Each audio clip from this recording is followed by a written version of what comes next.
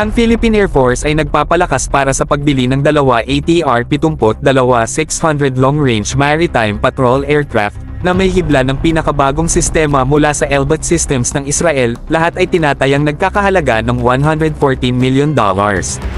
Maghanda na kayo para sa isang pakikipagsapalaran ng kahanga-hanga habang tatalakayin natin ang mundo ng aerial supremacy at military innovation. Ngayon, hayaan nating buksan ito ng kaunti okay.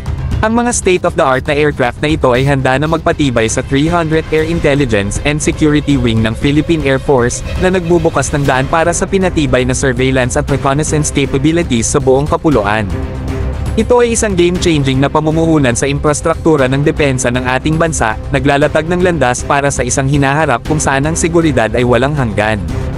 Ayon sa mga ulat mula sa Navy Recognition, humarap ang Elbit sa matinding kompetisyon mula sa mga kilalang kumpanya tulad ng Airbus at IAILT sa pagkuha ng proyektong prestihiyoso na ito. Ngunit sa huli, ang walang katulad na ekspertisya at groundbreaking na teknolohiya ng Elbit ang nagwagi, nagpapatibay sa kanilang posisyon bilang mga manananggol sa larangan ng aerial reconnaissance. Ngayon, maaaring magtaka ka, ano ba talaga ang nagtutukoy sa mga aircraft na ito mula sa iba?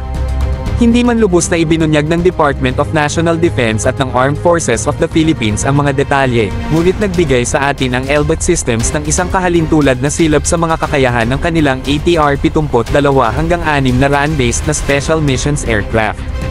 Maghanda para sa isang nakabibighaning hanay ng cutting-edge features, kabilang ang isang Sophisticated Mission Management System, MMS, Advanced Radar Systems, Electro-Optics, EO, Signals Intelligence, SIGINT, capabilities, at Comprehensive Communication Systems.